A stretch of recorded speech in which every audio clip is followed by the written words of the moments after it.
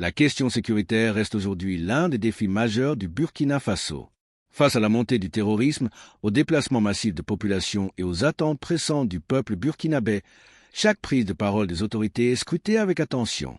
Dans une interview très attendue, le capitaine Ibrahim Traoré, président de la transition, s'est exprimé sans détour sur la situation sécuritaire du pays, les choix stratégiques opérés et les perspectives à venir. Entre fermeté, souveraineté assumée et discours de rupture avec certaines pratiques du passé, cette interview soulève de nombreuses interrogations. Où en est réellement la lutte contre le terrorisme? Quelles solutions sont mises en œuvre sur le terrain? Et quels sacrifices sont demandés au peuple burkinabé pour retrouver la paix? Dans cette première partie, nous allons analyser les points clés de cette interview, décrypter les messages forts du président Traoré et comprendre ce que ces déclarations impliquent pour l'avenir sécuritaire du Burkina Faso.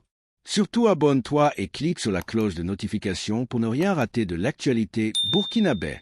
Attention, ce que vous allez découvrir dans cette vidéo va vous choquer profondément. Des révélations exclusives que personne n'ose diffuser. Ça, c'est la première chose. Il faut avoir confiance au peuple, parce que c'est le peuple qui nous a confié cette mission. Et j'ai confiance au peuple, qu'ils comprendront. Et voilà pourquoi on n'hésite pas aussi à être devant le peuple, pour leur expliquer la situation et leur dire ce qu'il y a. Et ça permet de garder une très bonne relation. Ça, c'est la première des choses. La deuxième chose, comme je l'ai dit, il y a une mentalité qu'il fallait développer au sein même de nos forces. Ça, c'est très important.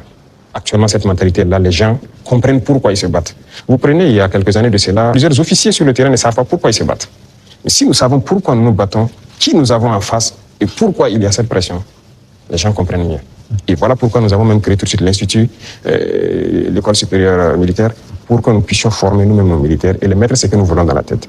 Et retenez une chose, si vous laissez vos forces être formées par d'autres puissances, ils les mettent dans leur tête ce qu'ils veulent. Ils les endoctrinent comme ils le veulent et c'est plus facile de les manipuler. Mais ici au Burkina actuellement, c'est ce qui fait mal d'ailleurs à beaucoup de puissances impérialistes. Ils n'arrivent pas à pénétrer notre armée. Tous ces battants qui ont été créés, tous ces hommes qui sont là, personne n'est venu d'ailleurs les former. Nous sommes bâtis sur notre expérience terrain et nous les avons formés. J'ai personnellement participé à des entraînements de certaines forces au tout début. Donc ça, c'est déjà une deuxième force. Et l'autre force est que si vous avez une mission, un objectif pour votre pays, vous ne devez pas avoir peur. Si vous avez peur, vous hésitez. Si vous hésitez, vous compromettez. Et une fois que la compromission est là, vous êtes foutu. En 1961, elles ont eu la peau de Patrice Lumumba en RDC. En 1972, elles ont eu la peau de Kwame Nkrumah d'une autre manière. Et puis en 1987, elles ont eu la peau de Thomas Sankara, toujours avec des ennemis internes et parfois avec la complicité de certains voisins. Vous savez ce qu'on dit, Monsieur le Président? Le premier devoir d'un révolutionnaire, c'est de rester en vie pour continuer le combat. Monsieur le Président, est-ce que vous pouvez rassurer toutes ces personnes, tous ces hommes, ces femmes d'ici et d'ailleurs qui commencent à espérer que vous allez rester en vie? Ils manipulent toujours de l'intérieur, nous sommes très bien conscients. Et aussi un devoir pour nous, c'est de participer à notre propre sécurité. Et la sécurité, ce n'est pas une affaire d'hommes de tenue et tout ce que vous pouvez imaginer. C'est tout un ensemble. C'est aussi des comportements, des manières de vivre. Il faut éviter beaucoup de choses que peut-être des erreurs ont été commises dans le passé. Et nous avons lu beaucoup sur tout ce dont l'impérialisme a eu la peau et nous avons appris beaucoup de leçons. Voilà pourquoi on dit on ne laissera pas les choses se répéter.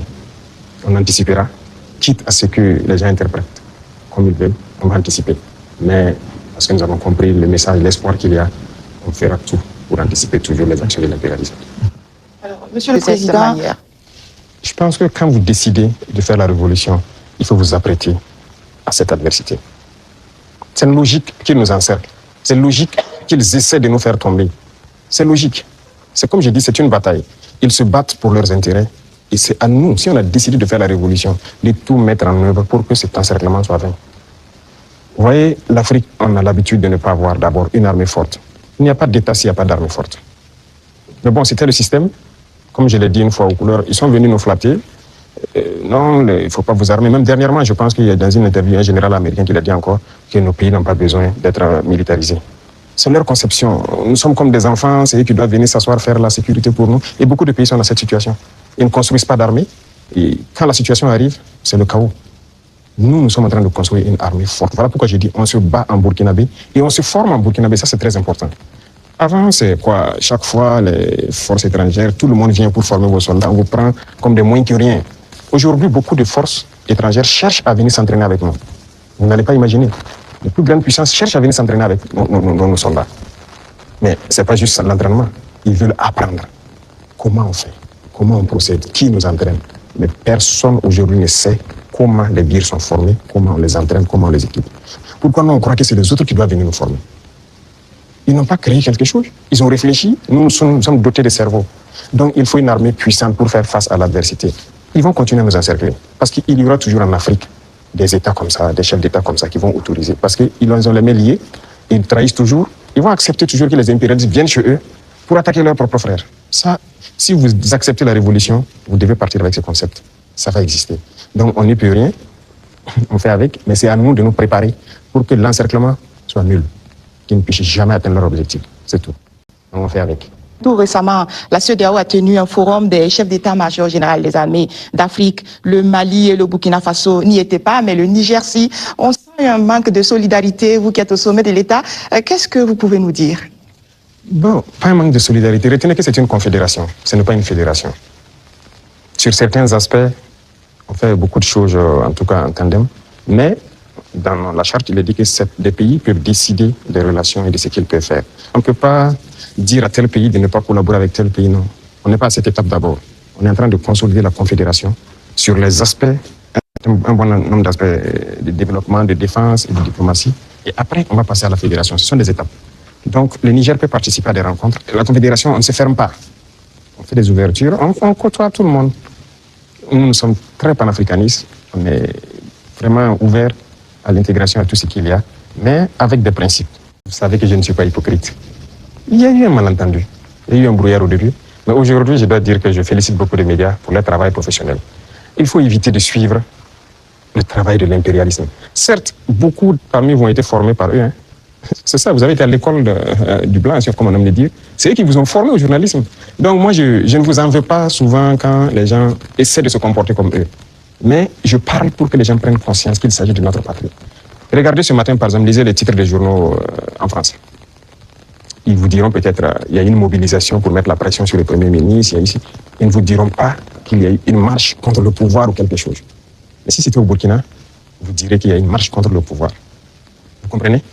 Les Français nous appelaient, ils continuent de nous appeler putschistes, juntes et quoi. C'est du français. Mais les journalistes nous appelaient aussi putschistes, juntes ici. Pourquoi suivre les yeux fermés? C'est de l'esclavage toujours. Moi, je veux qu'on quitte cela. Chaque État doit se battre pour ses intérêts. Les journalistes se battent pour leurs intérêts. Pourquoi nous, on ne doit pas se battre pour nos intérêts en Afrique? Donc c'est ça, c'est pas uniquement les journalistes. Mais j'en veux à certains intellectuels qui sont sur des plateaux de télé en Afrique aussi. Quand ils prennent la parole, vous posez des questions. Mais est-ce qu'il est africain? Ou bien, génétiquement, il n'est pas là, quoi. Il n'est pas avec nous. C'est une réalité. Oui, il faut se décoloniser les mentalités, les manières de faire. Chacun doit se battre pour sa patrie. Vous pouvez avoir une information qui est peut-être vraie et juste, mais vous décidez de ne pas sortir l'information. Parce que ça peut porter préjudice à la défense nationale, à la sécurité, à la cohésion, ainsi de suite. Ça, c'est une décision souveraine, parce que vous voulez préserver votre pays. Mais on ne dit pas seulement dès qu'il y a une information, il faut la sortir. Non, c'est pas comme ça. Et très souvent, les journalistes, comme on aime le dire, le train qui vient à l'heure, ça ne les intéresse pas. C'est le train qui est en retard. L'interview d'Ibrahim Traoré sur la question sécuritaire au Burkina Faso met en lumière une réalité complexe, faite de défis immenses, de choix stratégiques assumés et d'une volonté affichée de reprendre le contrôle du destin national.